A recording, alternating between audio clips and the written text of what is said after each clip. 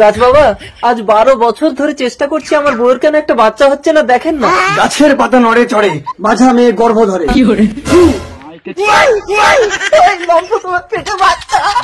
অত লাফাস না। কেন, কি হয়েছে গাছ বাবা? শোন, গর্ভে থাকা অবস্থায় এই সন্তানের বিবাহ না দিলে জন্মের সাথে সাথে এই সন্তান মারা যাবে। গাছ বাবা কোথায় গেলে? আমার ছেলে হবে কি মেয়ে হবে আমি বুঝবো কি করে? ওগো, মনে হয় আমার মেয়ে হবে। ঠিক তো, তাহলে একটা পাত্র দেখি। হয়তো একটা বর আসছে।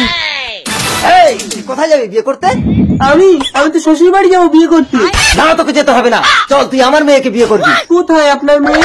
এই তো আমার বউয়ের পেটে। করছি। ও মঙ্গলম, পেটে মালা বাঁধলাম। খুব ভালো। এবার আমি কি নিয়ে বাড়ি যাবো? বউ না নিয়ে গেলে তো মা আমাকে মারবে।